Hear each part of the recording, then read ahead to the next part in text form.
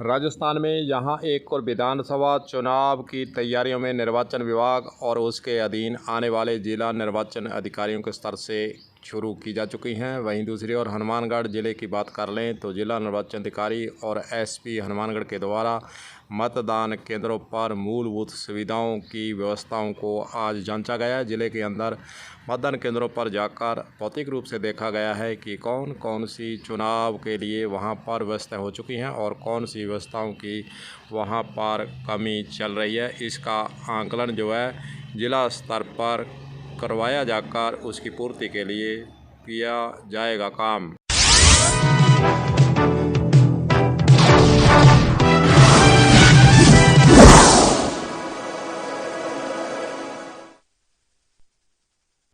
वैसे देखा जाए तो चुनाव कोई भी हो उसकी सबसे बड़ी तैयारी होती है मतदाता सूची की। अगर हम अपने देश की बात कर लें तो वहाँ पर एक देश एक चुनाव की बात हो रही है। वहीं दूसरी ओर अब एक नई पहल शुरू होने जा रही है, एक देश एक मतदाता सूची। वैसे आपको बता दें मतदाता सूची के अलग अलग बनाने के काम हिंदुस्तान के अंदर पहले से जारी हैं।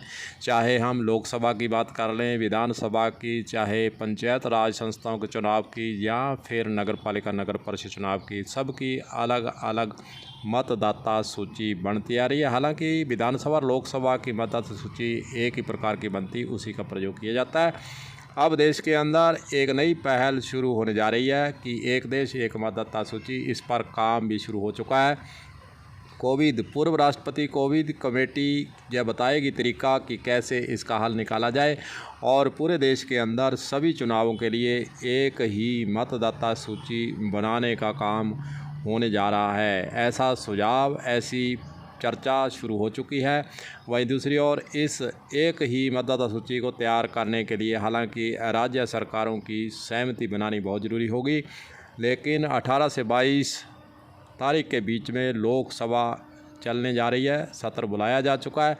इसके अंदर इस प्रकार के संशोधन करने का बिल बीजेपी सरकार ला सकती है, कानून बना सकती है। उसके बाद इस पर होगा काम और राज्यों को इसमें सहमत करना हालांकि ज़रूरी होगा, लेकिन देखने वाली बातें यही होगी कि किस प्रकार मतदाता सूची को एक ही रूप दिया जाए, पूरे देश के अंदर वही लागू रहे। वैसे देखा जाए धरातल पर अगर हम देखते हैं तो अलग अलग मतदाता सूची बनाने में यहाँ एक और धन का व्यय होता है। वहीं दूसरी ओर एक मतदाता सूची में नाम और फिर नगर पालिका में अलग, पंचायत में अलग, इस तरह के आरोप भी लगते हैं कि एक ही व्यक्ति 3-3, 4-4 जगह वोट डालने का करता है काम, उसे छुटकारा मिल सकता है। और जो फर्जी मत डालने की परंपरा देश के अंदर है वह कहीं न कहीं रुक सकती है। अगर एक देश एक मतदाता सूची बन जाती है तो फिर इस प्रकार की सारी समस्याओं को हम दूर कर सकते हैं। लेकिन सोचने वाली बात यही है कि इसका तरीका क्या होगा।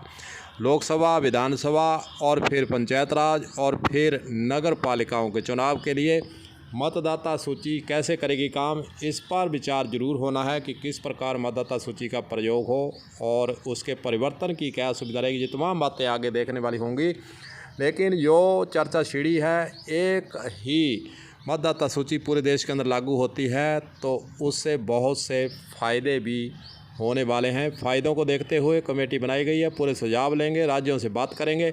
इस प्रकार की व्यवस्था देश के अंदर लागू करने की जो परंपरा है उसको शुरू करने का काम बीजेपी पार्टी के द्वारा शुरू कर दिया गया है। देखते हैं आगे इस पर सहमति बनती है या नहीं, या फिर 18 से 22 के बीच में लोकसभा जो बुलाई गई है उसके अंदर क्या नया कानून आता है। यह भी तमाम बातें देखने वाली होंगी, लेकिन एक मतदाता सूची अगर बन जाती है तो बहुत से फ़ायदे मतदाताओं को, सरकार को, और जो समय लगता था उससे बचत हो सकती है। देखते हैं आगे क्या होता है। कलम न्यूज़ के लिए गुरुदेव सिंह सैनी की हनुमानगढ़ से रिपोर्ट।